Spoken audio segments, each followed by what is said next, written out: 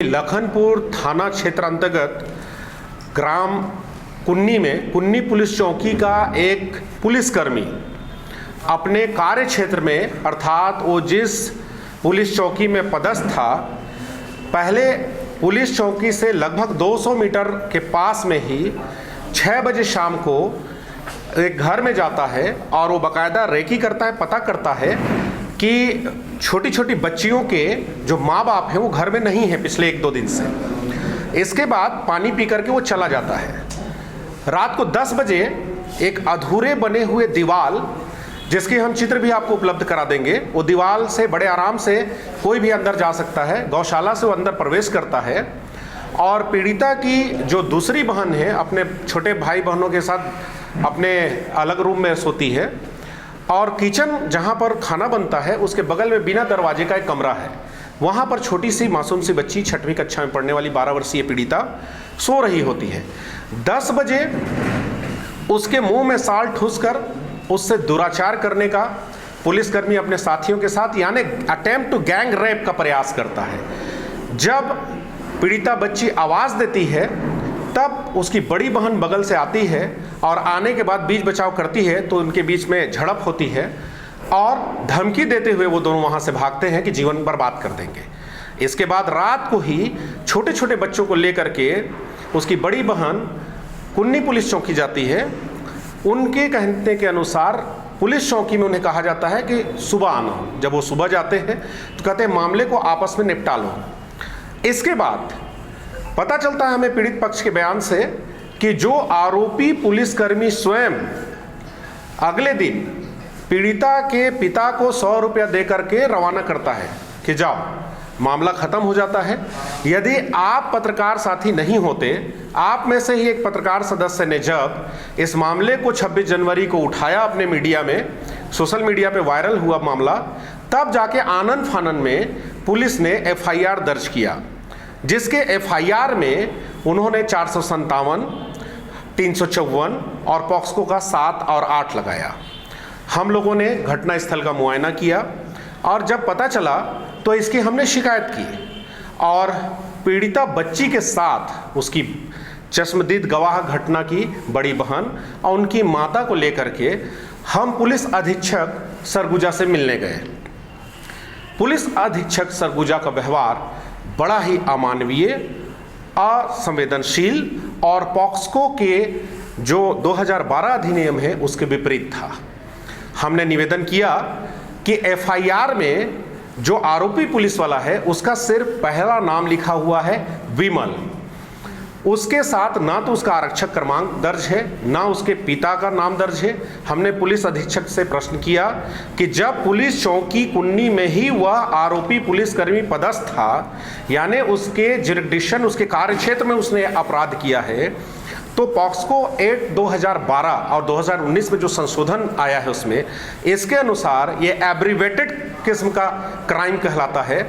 और दूसरा आरोपी वो भी लोक सेवक है, मेरी जानकारी के अनुसार शिक्षक है, तो वह स्कूल जहां वो पढ़ाता है वो भी उस क्षेत्र के अंतर्गत आता है।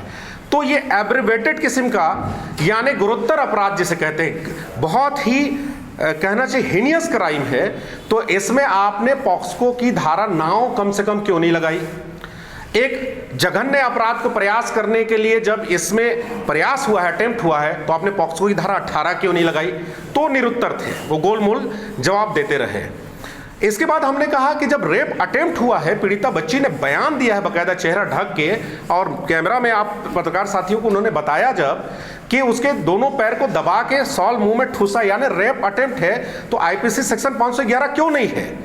आपको मुझे बताते हुए अफसोस हो रहा है कि सरगुजा जैसे दूरस्थ क्षेत्र में लॉ एंड ऑर्डर की स्थिति इतनी खराब है कि पत्रकार साथी और मेरे साथ हैं समाज सेवी लोग, इनके सामने पुलिस अधीक्षक सरगुजा छोटी सी बच्ची को, जो कि पॉक्सको और माननीय सर्वोच्च न्यायालय के गाइडलाइन के विपरीत व्यवहार उन्होंने किया और उससे कहा कि तुम थाने जाओ। और जब बगल में भी मेरे जो समाज सेवी बैठे हैं, ये लोग जब गए तो बोले पीड़िता क्यों नहीं आती है? तो पुलिस का यह अमानवीय चेहरा है। और सरगुजा जैसे क्षेत्रों में इस तरह के दूरस्थ क्षेत्रों में ऐसे मामले होते हैं, वो तो मैं बहुत भूरी भूरी प्रशंसा करूंगा और धन्यवाद देना चाहूंगा आप पत्रकार बंधुओं को कि आज आप लोगों ने जब इस मुद्दे को गंभीरता से उठाया है तब कहीं जा कर के इस मामले में कुछ कार्रवाई की गई है। और मुझे अभी तक जानकारी नहीं है कि उन्होंने जो और धारा लगनी चाहिए उसमें एफआईआर में उन्होंने संशोधन किया है या नहीं। हम इसकी भर्त्सना करते हैं और मांग करते हैं कि ऐसे पुलिसकर्मी को पुलिस चौकी में जब उनका एफआईआर नहीं लिखा गया, यहाँ तक कि पुलिस अधीक्षक भी जो कोई भी पॉक्सको के मामले को दबाने का प्रयास करेंगे उनके खिलाफ भी मामला बनता है। इसकी हम उच्च और भी अधिकारियों से शिकायत करेंगे और मैंने स्वयं अभी एक लेटर बनाया है जो मैं चीफ जस्टिस ऑफ इंडिया से शिकायत करूंगा इसकी कि इस तरह के काला अधिकारी का बर्ताव बहुत ही घिनौना है और निंदनीय है। मामले में अभी तक किसी की गिरफ्तारी हुई है क्या? मेरी जहां तक जानकारी है, आप लोग के दबाव से, पत्रकारों के दबाव से आज जो दोपहर में पता चला कि पुलिसकर्मी को भी गिरफ्तार कर लिया गया है और 2 लोगों को गिरफ्तार किया गया है। मतलब आपकी अभी शिकायत क्या है कि धारा उसमें बढ़नी चाहिए थी या? जी बिल्कुल, पुलिस ने पूरी तरह कवर अप करने की कोशिश की है। मैंने पुलिस अधीक्षक को भी कहा कि माननीय सर्वोच्च न्यायालय का कहना है police are bond with the brotherhood, वो बंधुत्व से बंधे होते हैं, तो वे अपने पुलिसकर्मी को बचाने का पूरा प्रयास कर रहे हैं। मैं सिर्फ आरोप नहीं लगा रहा हूं, आप एफआईआर की कॉपी देख लीजिए, उसमें जानबूझ करके नाम उन्होंने सिर्फ फर्स्ट नेम डाला है ताकि हम कानून के जो लूप होल है उसका फायदा उठाते हुए उसे बचा सके कि कोई विमलता चला गया होगा। तो जबकि समझ जाइए कि आप बयान ले सकते हैं, पीड़िता की बड़ी बहन के जो चश्मदीद है उसने बाकायदा कॉलर पकड़ा है जिसमें वर्दी पहना हुआ था और उन लोग को ये लोग पहले से पहचानते थे, यानी ठंडे दिमाग से किया हुआ सोचा समझा अपराध है। पुलिस ने जो है सबसे पहले जो है तत्काल मामले को संज्ञान में लेते हुए पहले एफआईआर दर्ज किया और उसमें जो संबंधित जितने भी अपराधी थे सभी को इंक्लूडिंग जो आरक्षक है उसको भी हमने गिरफ्तार करके अभी हमने रिमांड पे भेज दिया है। ऐसा बिल्कुल नहीं है, जो भी बयान आया है उस हिसाब से हमारी धारा ये लगी है। और रही बात आपने किसी एक व्यक्ति का नाम लिया है, उनको भी हमने समझाया था क्योंकि जो उनको मुझे ऐसा लगता है ये विधि का अपूर्ण ज्ञान होने के वजह से ऐसा एक आया।